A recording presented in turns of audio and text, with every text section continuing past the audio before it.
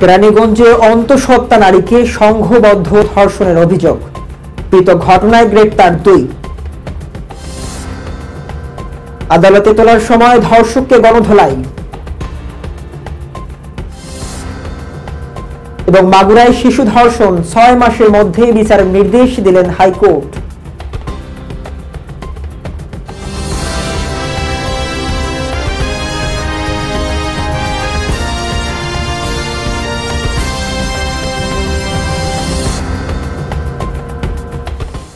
আসসালামু আলাইকুম, স্বাগত জানাচ্ছি সার্চ টিভির এখনকার আয়োজনে। সাথে আছি আমি নাইমুল হক মিয়াদ। শুনছিলেন শিরোনাম, এবার বিস্তারিত।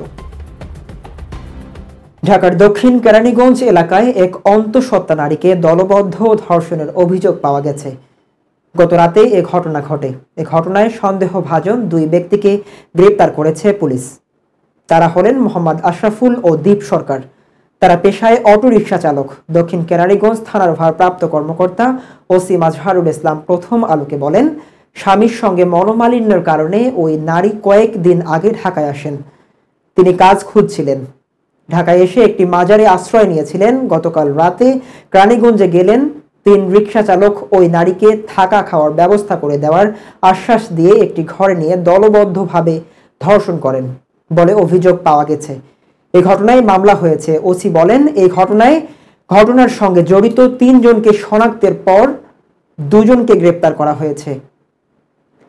আরেকজনকে গ্রেপ্তারের চেষ্টা চলছে। ভুক্তভোগী ওই নারীর শারীরিক পরীক্ষার জন্য ঢাকা মেডিকেল কলেজের ওয়ান স্টপ ক্রাইসিস সেন্টারে ওসিসি পাঠানো হয়েছে। পুলিশ সূত্র জানায়, ওই নারী হিন্দু সম্প্রদায়ের পরিবারকে না জানিয়ে এক মুসলিম ছেলেকে বিয়ে করেছিলেন।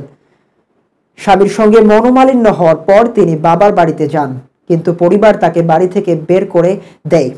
পরে তিনি ঢাকার কাজের খোঁজে চলে আসেন। ওই নারী জানিয়েছেন তিনি 4 মাসের অন্তঃসত্ত্বা। ঠাকুরগাঁয়ে 5ম শ্রেণীর ছাত্রীকে ধর্ষণের অভিযোগে গ্রেপ্তার হওয়া স্কুল শিক্ষক মোজাম্মেল হক মানিককে জেল হাজতে প্রেরণ করেছেন আদালত। আজ সকালে অভিযুক্ত শিক্ষককে অতিরিক্ত chief judicial magistrate Shariful Islam jail হাজতে প্রেরণের নির্দেশ দেন। এর আগে আদালতে তোলার সময় ধর্ষণের অভিযুক্ত আসামি মানিককে দেখেই উৎসুক জনতা গণধোলাই দেয়। পরে অতিরিক্ত পুলিশের উপস্থিতিতে পরিস্থিতি নিয়ন্ত্রণে আনে। অন্যদিকে অভিযুক্ত ধর্ষকের সর্বোচ্চ বিচারকের দাবিতে ছাত্র জনতার ব্যানারে ঘণ্টাব্যাপী মানববন্ধন কর্মসূচি পালন করে। এ সময় তারা দাবি তুলেন, দৃষ্টান্তমূলক শাস্তি ও না হলেও আরও কঠোর আন্দোলন গড়ে তোলা হবে। পরে বিভিন্ন শিক্ষা প্রতিষ্ঠানের শিক্ষার্থীরা জেলা প্রশাসক কার্যালয় চত্বরে বিক্ষোভ করে। তাদের শান্ত করতে জেলা প্রশাসক ইসরাত ফারজানা শিক্ষার্থীদের আশ্বস্ত করেন, কোনোভাবেই যেন অপরাধী আইনের ফাঁক দিয়ে বের না হতে পারে তা নিশ্চিত করা হবে। প্রমাণিত হলে অবশ্যই দৃষ্টান্তমূলক শাস্তি পাবে অপরাধীরা। এই ঘটনায় ভুক্তভোগীর বাবা জলদি বাদী হয়ে ঘটনায় দিন রাতে সদরে ভুলি থানায় শিক্ষক মোজাম্মেল হক মানিকের বিরুদ্ধে একটি ধর্ষণ মামলা দায়ের করেন। উল্লেখ্য, বিদ্যালয় বন্ধ থাকার সত্ত্বেও ওই বিদ্যালয়ের সহকারী শিক্ষক মোজাম্মেল হক মানিক স্কুলের বাচ্চাদের প্রাইভেট পড়ান। প্রতিদিনের মতো প্রাইভেটে যায় ভুক্তভোগী ওই শিক্ষার্থী। ওই সময় সুযোগ বুঝে একটি কক্ষে নিয়ে পাশবিক নির্যাতনের পর ধর্ষণ করে পালিয়ে যান শিক্ষক। পরবর্তীতে শিশু চিৎকার চেঁচামেচিতে স্থানীয়রা এগিয়ে আসার আগেই ওই শিক্ষকের লোকজন তাকে উদ্ধার করে জেলা শহরের সেবা হাসপাতাল অ্যান্ড ডায়াগনস্টিক সেন্টারে নিয়ে যান।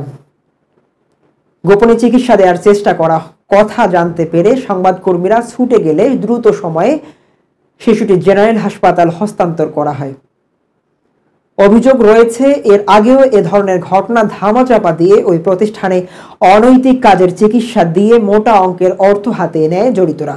এর মধ্যে ভুক্তভোগীর স্বজনরা এসে মেয়েটিকে জেনারেল হাসপাতালে ভর্তি করান। মাগুরায় 8 বছরের শিশু ধর্ষণের ঘটনায় জড়িত বিচার 6 মাসের মধ্যে করার নির্দেশ দিয়েছেন হাইকোর্ট।